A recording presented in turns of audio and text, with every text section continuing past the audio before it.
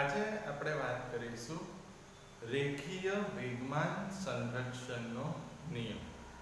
Question એ રીતના પૂછાય કે કોઈ એક ઉદાહરણ આપી રેખીય વેગમાન સંરક્ષણનો નિયમ સાબિત કરો. રાઈટ? તો ઉદાહરણ આપણે લઈએ છીએ ગન અને બુલેટનું. હવે તમને ખબર છે કે જ્યારે ગનમાંથી બુલેટ છૂટે, રાઈટ, પ્રારંભિક સ્થિતિમાં તો બંને સ્થિર હોય, પણ જ્યારે ગનમાંથી બુલેટ છૂટે છે ત્યારે જે બુલેટ છે, ગોળી, એ બુલેટ આગળની તરફ જશે. જ્યારે ગનમાં કઈ બાજુ ધક્કો લાગે છે? પાછળની તરફ. તો આપણે એ ઉદાહરણ દ્વારા વેગમાન સંરક્ષણનો નિયમ સાબિત કરીશું. હવે નિયમ શું છે? તો વેગમાન સંરક્ષણનો નિયમ આવો છે કે અલગ કરેલા તંત્રનું કુલ રેખીય વેગમાન અચળ હોય છે. અચળ હોવું એટલે શું? જેટલું પહેલા હોય એટલું જ પછી. જો એવું આપણે સાબિત કરી શકીએ તો આપણે અહીંયા આગળ રેખીય વેગમાન સંરક્ષણનો નિયમ સાબિત કર્યો તેમ કહેવાય. રાઈટ? તો ઉદાહરણ કહું, જે મેં કીધું એ ગન અને બુલેટનું પ્રારંભિક સ્થિતિ સ્થિર, પછી જ્યારે ગનમાંથી બુલેટ નીકળે ત્યારે બુલેટ આગળની તરફ જાય અને ગન પાછળની તરફ જાય, તો પાછળની તરફ ધક્કો લાગે. તો એના દ્વારા આપણે નિયમ સાબિત કરીશું. રાઈટ? તો રેખીય વેગમાન સંરક્ષણનો નિયમ શું છે? તો અલગ કરેલા તંત્રનું કુલ રેખીય વેગમાન અચળ હોય છે. તો પહેલા નિયમ લખીએ કે અલગ કરેલા તંત્રનો કુલ રેખીય વેગમાન કેવું રહેશે ફ્રેન્ડ્સ?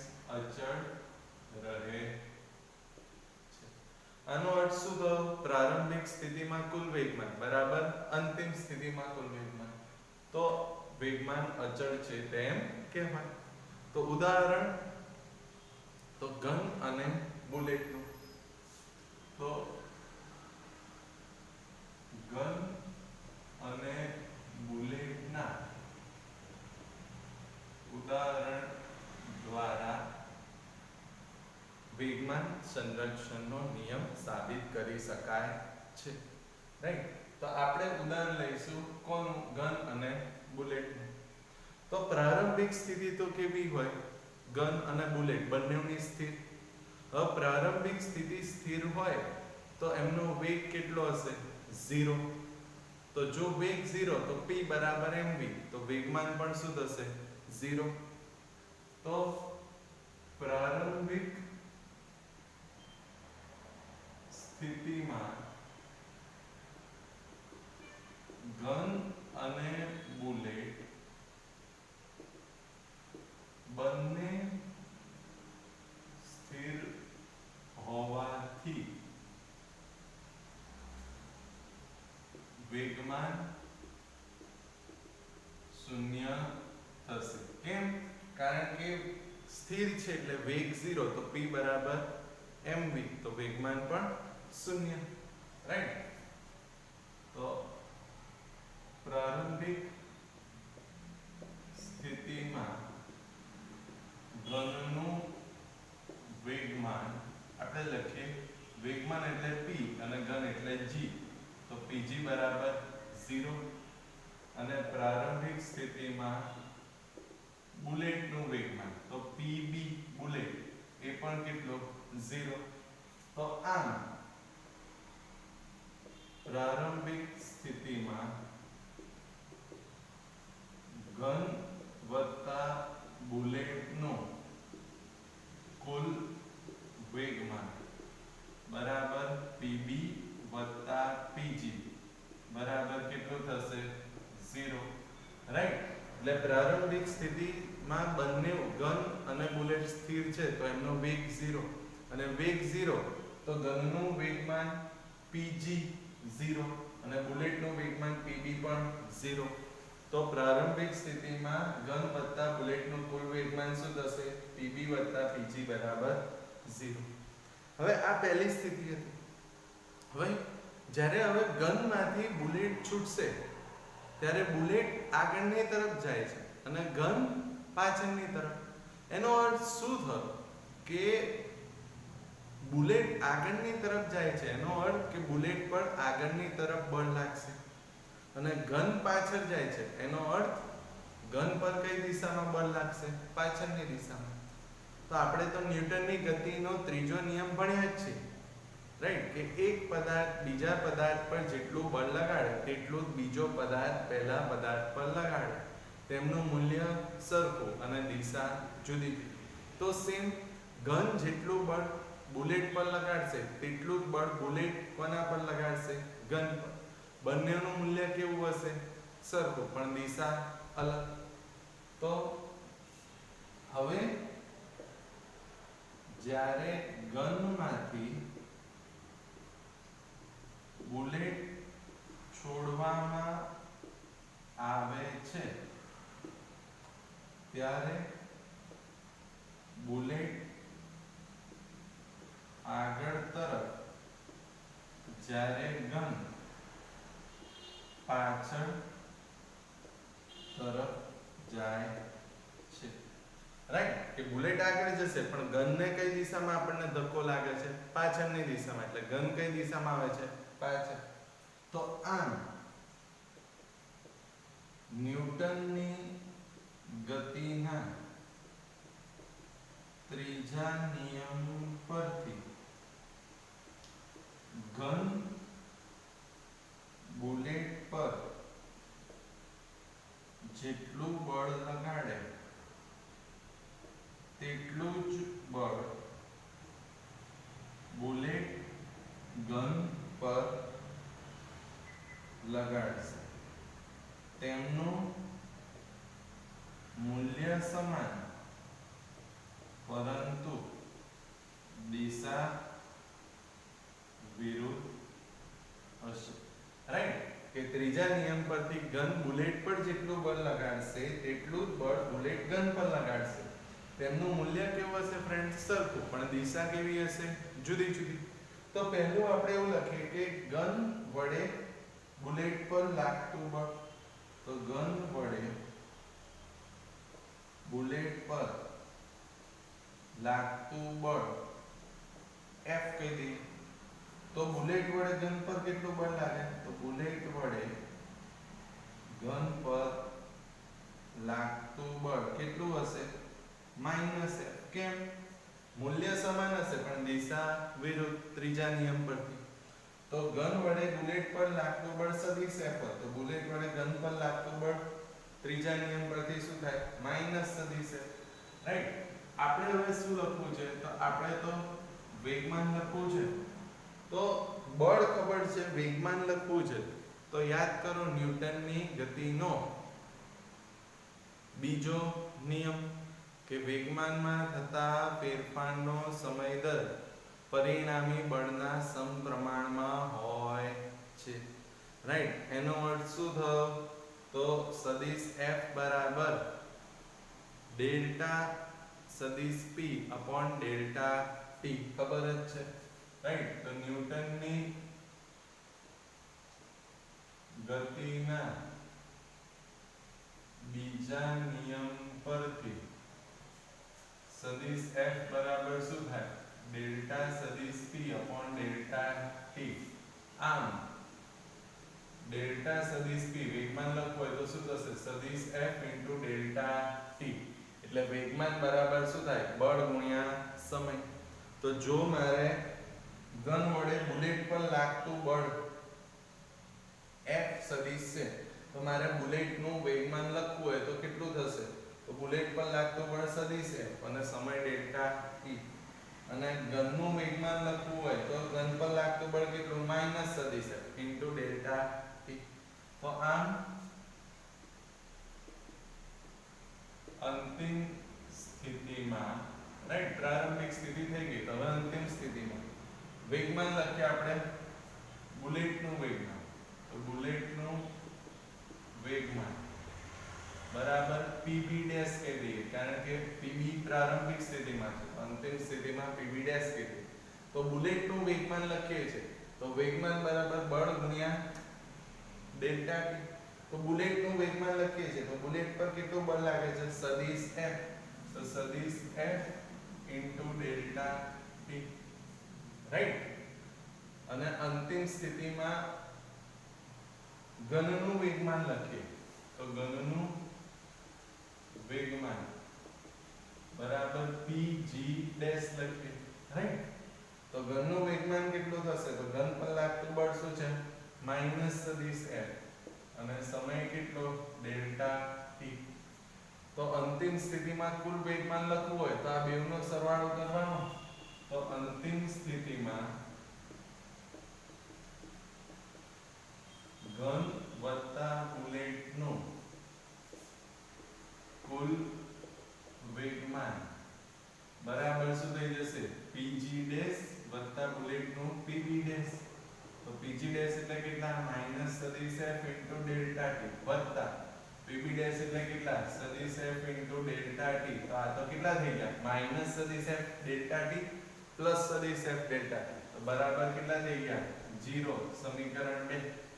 તો જુઓ પ્રારંભિક સ્થિતિમાં કુલ વેગમાન કેટલું હતું ઘન વત્તા બુલેટનું 0 અને અંતિમ સ્થિતિમાં પણ કેટલું આવ્યું 0. તો સમીકરણ 1 અને 2 પરથી શું કહી શકાય કે પ્રારંભિક સ્થિતિમાં ઘન વત્તા બુલેટનું કુલ વેગમાન બરાબર અંતિમ સ્થિતિમાં કુલ વેગમાન. તો સમીકરણ 1 અને 2 પરથી કહી શકાય કે પ્રારંભિક સ્થિતિમાં ઘન વત્તા બુલેટનું કુલ વેગમાન બરાબર અંતિમ સ્થિતિમાં ઘન વત્તા બુલેટનું કુલ વેગમાન.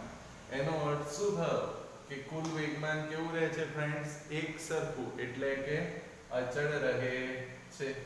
તો આ પરથી કહી શકાય કે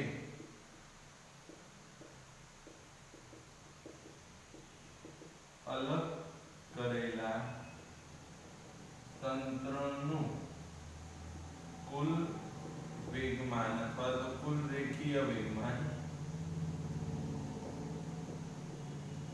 કેવું રહે છે ફ્રેન્ડ્સ અચળ રહે છે. જે રેખીય વેગમાન સંરક્ષણનો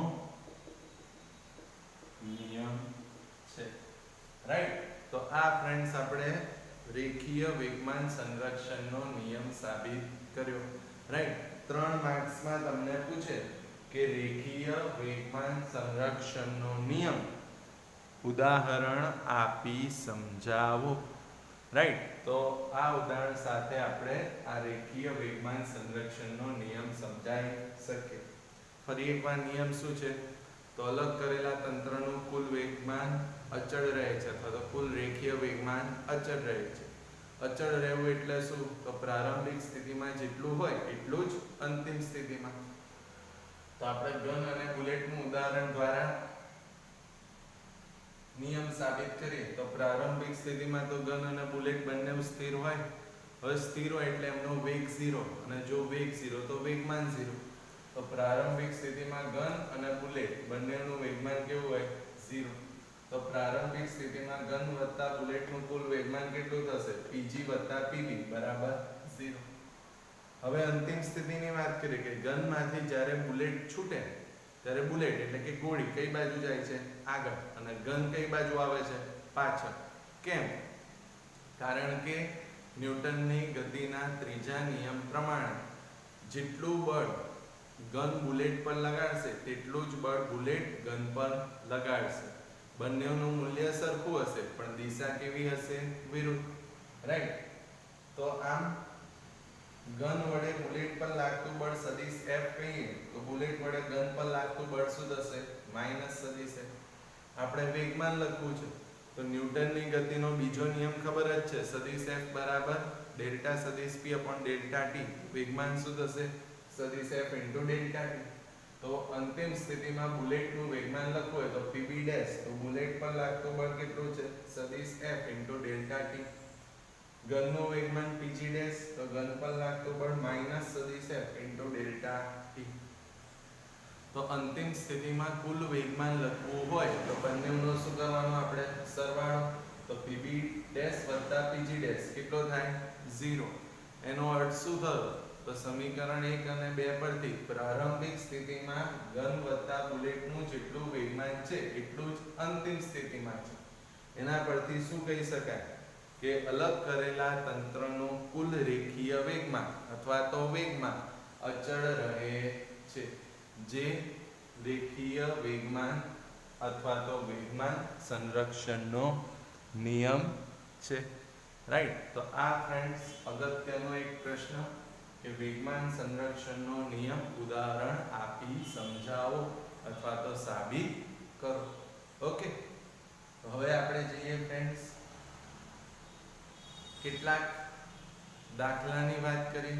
તો દાખલાની અંદર પહેલો જોઈએ ફ્રેન્ડ્સ આપણે ઉદાહરણ નંબર 1. તો જોઈએ હવે ઉદાહરણ નંબર 1 શું છે. તો 100 મીટર પર સેકન્ડ સ્ક્વેર ના અચળ પ્રવેગથી બાહ્ય અવકાશમાં ગતિ કરતા નાના અવકાશયાનમાંથી એકાએક અવકાશયાત્રી છૂટો પડે છે. અવકાશયાનની બહાર આવ્યા પછીની ક્ષણે તેનો પ્રવેગ કેટલો હશે? એવું ધારો કે નજીકમાં તેના પર ગુરુત્વ બળ લગાડતા કોઈ તારા હાજર નથી. હવે કોઈ પણ પદાર્થ ગતિ કરે તો આપણને એક વસ્તુ ખબર છે, પ્રવેગ ગુરુત્વ પ્રવેગ જેટલો હોય. અને ગુરુત્વ પ્રવેગ કોના કારણે આવે? ગુરુત્વાકર્ષી બળને લીધે. તો અહીંયા આગળ તો એવું કહે છે કે આસપાસ ગુરુત્વ બળ લગાડતા કોઈ તારા નથી. એનો અર્થ શું થયો? ગુરુત્વ બળ લાગતો નથી. જો ગુરુત્વ બળ ના લાગે તો પ્રવેગ પણ હોય નહીં. તો આન્સર શું આવશે? તો અહીં ગુરુત્વ બળ લાગતું ન હોવાથી ગુરુત્વ બળ બરાબર 0. અને જો ગુરુત્વ બળ 0 હોય તો પ્રવેગ પણ શું થઈ જશે? 0. રાઈટ. તો આ આપણે વાત કરી ઉદાહરણ નંબર 1 MCQ માટે. રાઈટ. કે જો ગુરુત્વાકર્ષી બળ ના હોય તો ગુરુત્વ પ્રવેગ પણ ના હોય, એટલે પ્રવેગ કેટલો આવશે? 0. એટલે ઉદાહરણ 1 નો આન્સર શું આવે? પ્રવેગ બરાબર 0. કંઈ ગણવાની પણ જરૂર નથી. Logical question. રાઈટ. તો ઉદાહરણ 1 ગણવાની જરૂર નથી, ડાયરેક્ટ આપણે લખી શકીએ પ્રવેગ 0. હવે આપણે વાત કરીએ ઉદાહરણ નંબર 2. 0.04 કિલોગ્રામ દળ ધરાવતી અને 90 મીટર પર સેકન્ડની ઝડપથી ગતિ કરતી બુલેટ ભારે લાકડાના બ્લોકમાં પ્રવેશે છે અને 60 સેન્ટીમીટરનું અંતર કાપીને અટકી જાય છે. તો બુલેટ લાકડાના બ્લોકમાં પ્રવેશે છે અને પછી અટકી જાય છે, એટલે ગતિ કરતી અટકી જાય છે. બ્લોક વડે બુલેટ પર સરેરાશ અવરોધક બળ કેટલું હશે? એટલે બળ શોધવાનું. તો અહીંયા જુઓ, જે બુલેટ છે, બુલેટનું દળ આપ્યું છે m. તો m કેટલા છે? તો 0.04 કિલોગ્રામ. હવે ગતિ કરતી બુલેટ લાકડાના બ્લોકમાં પ્રવેશે છે અને છેલ્લે અટકી જાય છે. હવે અટકી જાય એટલે એનો અંતિમ વેગ 0 થયો. તો પ્રારંભિક વેગ કેટલો થશે? 90 મીટર પર સેકન્ડ. તો પ્રારંભિક વેગ v0 90 મીટર પર સેકન્ડ અને છેલ્લે અટકી જાય છે એટલે અંતિમ વેગ કેટલો થઈ જશે? 0. કેટલું અંતર કાપીને અટકી જાય છે? તો 60 સેન્ટીમીટર. તો અંતર x બરાબર 60 સેન્ટીમીટર, પણ મીટરમાં ફેરવો તો કેટલા થશે? 0.6 મીટર.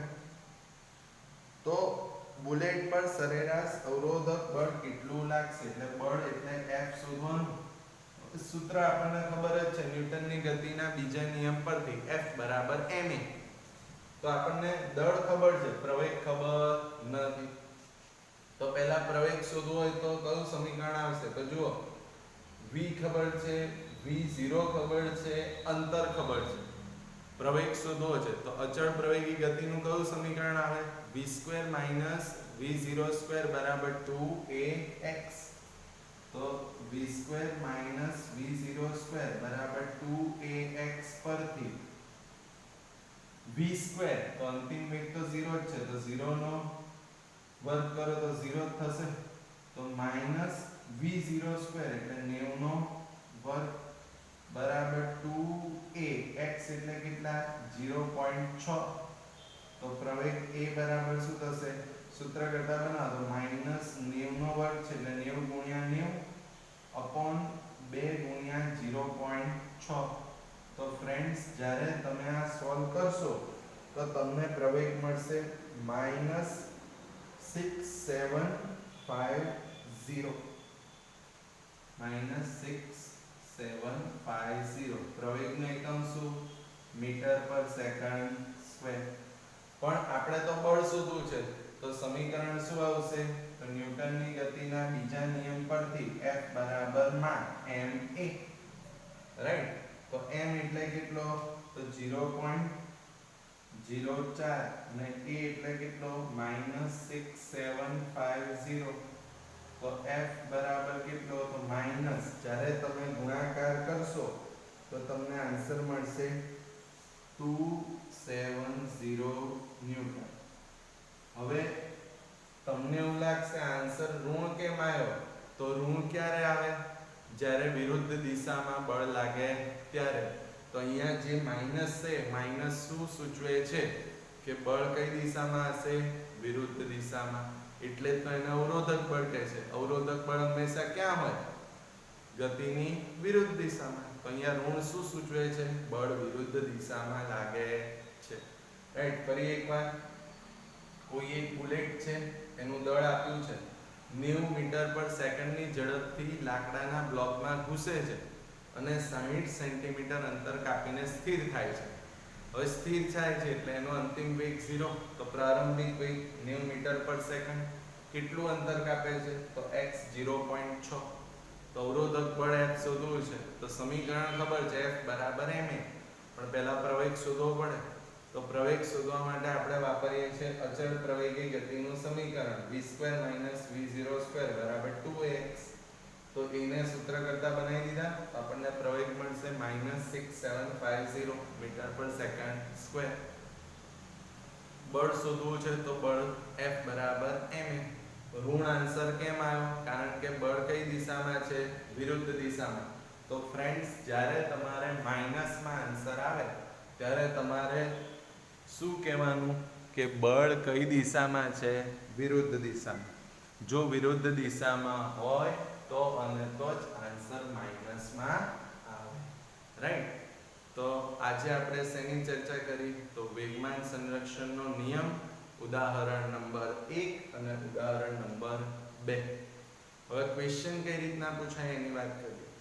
તો પહેલો તો આ 3 માર્ક્સનો ક્વેશ્ચન કે વેગમાન સંરક્ષણનો નિયમ લખી સાબિત કરો, અથવા ઘન અને બુલેટના ઉદાહરણ દ્વારા વેગમાન સંરક્ષણનો નિયમ સાબિત કરો. અથવા તમને આવું પણ કહે, જુઓ કે વેગમાન સંરક્ષણના નિયમને સાબિત કરવા માટે આપણે કોનો ઉપયોગ કર્યો, તો જુઓ અહીંયા આગળ આપણે ઉપયોગ કર્યો ન્યૂટનની ગતિનો ત્રીજો નિયમ, અને અહીંયા આગળ આપણે ઉપયોગ કર્યો ન્યૂટનની ગતિનો બીજો નિયમ, રાઈટ. તો તમને એવું પણ કે ન્યૂટનની ગતિના બીજા નિયમ અને ત્રીજા નિયમની મદદથી વેગમાન સંરક્ષણનો નિયમ સાબિત કરો, રાઈટ. આન્સર તો દરેકમાં એક સરખો જ છે. Okay friends, thank you.